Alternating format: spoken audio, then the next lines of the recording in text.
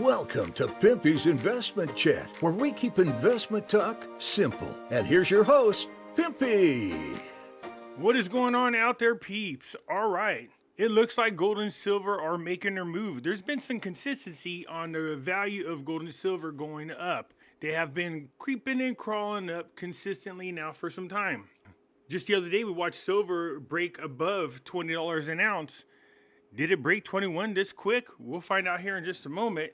Before I get started, though, do me a favor, hit the thumbs up button. If you're not a subscriber, please do so, because when you do, it helps out the channel, and I certainly do appreciate it. If you're thinking about buying gold and silver, and I hope you did before these prices start going up, go check out our friends over at Money Metals Exchange. The link is down below in the description. If you're a first-time buyer and you spend more than $100, use promo code Pimpy, P-I-M-P-Y, and you will get a free half ounce of silver, as well as help out the channel. So as you guys are all aware, today is midterms, election day, and I think we're seeing some positive moves because of the anticipation of the results of the election. I think if people believe that the Republicans grab control of the Senate and the House, both chambers, that they could curve down what's going on with the spending and at least hold the reins tight enough until the next presidential election, where we might see a new president come in that people will feel more confident about controlling our economy than the person that's currently in there now. And if that's the case, well, then people might be a little bit more loose about their savings and what it is they want to do with their money as far as investing is concerned. Right now, people are tightening up. They don't know what the future is going to bring them. They're not doing any kind of extra spending. And that includes those people who invest in cryptocurrencies as well as other investments. Speaking of cryptocurrencies, if you take a look at the crypto market, again, these things swing one way, then they swing another. But for the most part, they have been running horizontal. They're stagnant. They're not going too far up, too far down. We've seen them starting to make a positive move the other day. As a matter of fact, it was a pretty good sized jump, only to come crashing back down again. So is this the accumulation stage? I think when it comes to cryptocurrencies right now, people don't want to waste their money into cryptocurrencies, not now, especially after we saw Bitcoin lose somewhere in the neighborhood of about $40,000+ in such a short period of time. So there's no real confidence right now in cryptocurrencies, and people don't want to risk losing their money. So people are kind of holding back on cryptocurrencies for now until they can figure out what's really going on with the economy. You can see Bitcoin's at $19,843. Ethereum, though, for the most part, still up there, $1,509. We see XRP's at 44 cents, Dogecoin's at 10 cents, Cardano's at 40 cents, Solana is at $26.87, Polygon is at $1.14, Polkadot is at $6.68, and of course Shiba's at 4011. If we take a look at Terra Classic, it started to make a little bit of a move, but then came down slightly. We're sitting at 30220. I think like any of the other cryptos, once they start rising up, then you're going to see Terra Luna Classic take off as well. Saitama, well, after taking a pretty good size hit, is sitting at 0.20 for ones, but over the last, 6 or 7 months, it's lost more than 50%, on about 60% of its value. And I think right now it's holding just like all the other cryptos. I'm anticipating that Saitama, as well as Luna Classic, as well as Shiba, all of them making a move upward once cryptos start to rebound. Well, lo and behold, not only did silver jump up above $21, but it jumped up to $21.47 an ounce, a nice size increase. If we go back here just barely to October the 14th, you can see it down here below, where we're sitting at about $18.12. Since October the 14th, we are now up to $21.45. That's a nice size increase in such a short period of time. And that shouldn't be surprising to anyone. So we've broken the $21 level. But not only that, passed it up pretty good. We're at $21.47, like I was saying earlier. I've been catching a lot of crap from people saying, Pimpy, didn't you say that silver would be between $25 and $30 an ounce by the end of this year? I said, yes, I know I said that, and I still stick to my guns. Now, I just need a little bit more help. Come on, silver, make a good run. That's going to be one heck of a run between now and the end of the year to get from $21 just to $25. But at this rate, It's very possible. And I stick to my guns. I still think that silver will be between $25 and $30 by the end of this year. Again, this is just my opinion. What is this? Do we see gold above $1,700? Yes, it increased by $38 today. That's a nice size jump as well. Gold sitting at $1,713.70. Gold took a pretty good hit on November the 3rd when it dropped all the way down to $1,617. Since then, it's gained almost $100. Yes, in just 5 days. That's a nice size jump in value.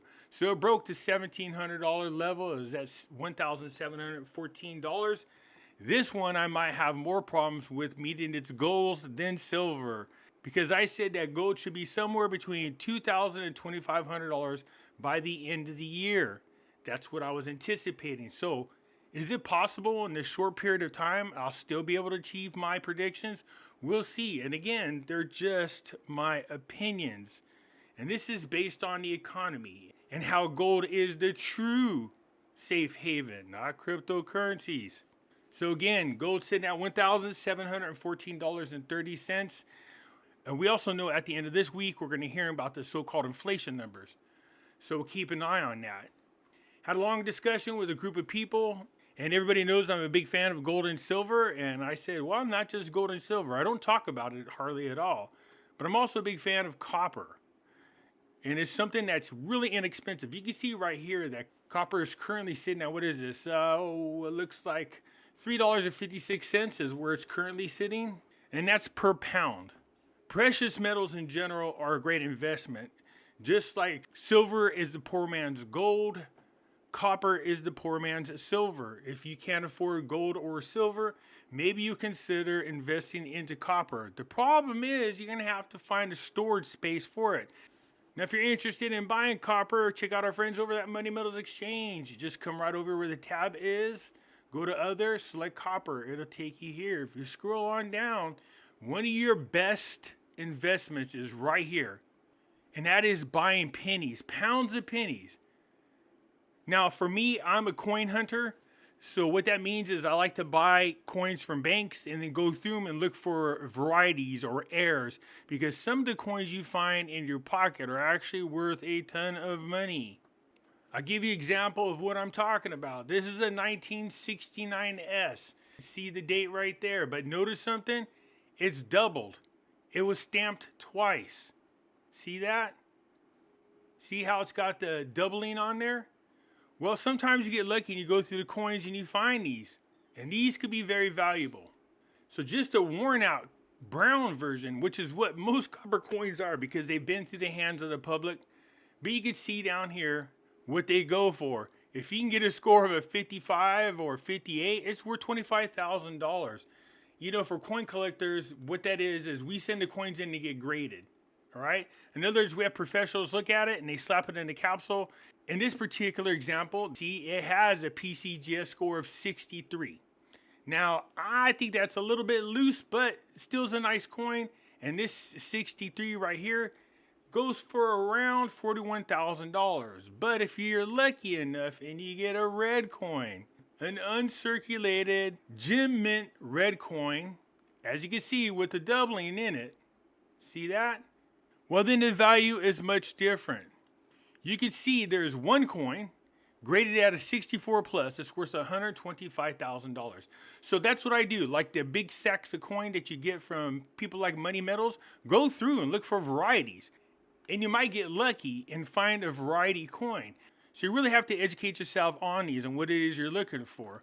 I go to PCGS, it's called Coin Facts. You can go in there and you can see, look, 1972. I actually have a 1972 double die. You can see it's doubled as well. See that, how it's doubled? Those kinds of coins are worth a lot of money.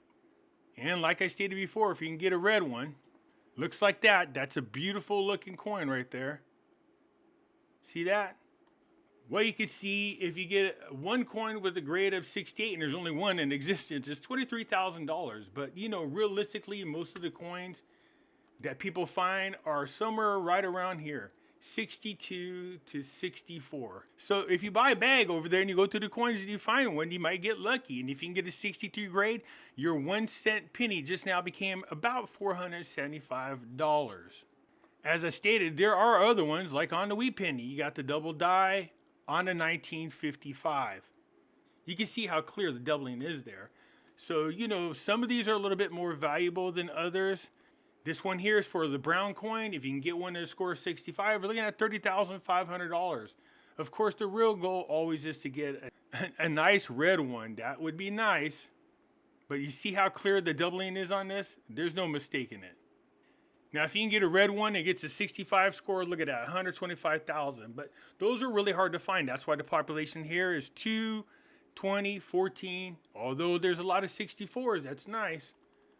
But more realistic, this is a score for most people. Even so, $3,000 for a penny, that's a pretty good find. So that's what I like about buying these bulk bags of pennies. It allows me to go through and look for them. I'm not guaranteeing there's any in there, but at least it's a fun investment. Look, you get 34 pounds of copper for $159.46. This does two things. One, if you buy the pennies, well, you can go through the pennies and see if you get lucky enough to get a variety. Two, it is still considered currency, so that's a good thing. It's legitimate currency, so you have pennies in case you ever need them without having to run around and figure out how to actually sell the copper.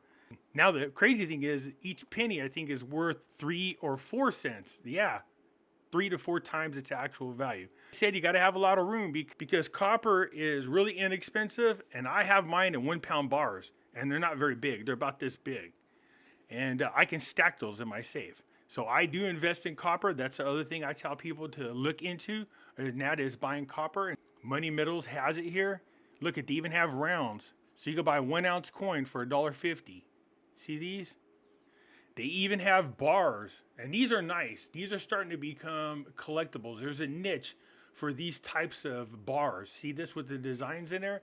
So it's something to think about. So not a lot of movement with cryptocurrencies, which shouldn't be surprising until people feel a lot more confident about the direction this country is going into. Silver and gold going up as people realize they need to move into safe havens just because. There is a lot of eager anticipation about what's going to be said at the end of the week by the feds as far as inflation numbers. I don't think it's going to affect the gold and silver market in any major way. I think the fact that we have a gold and silver shortage and now more and more countries are speaking openly about going back to the gold standard is causing everybody to flood over to precious metals. So don't be left in the cold. Run on over there and get your precious metals while you can. And of course, go to our friends at Money Metals.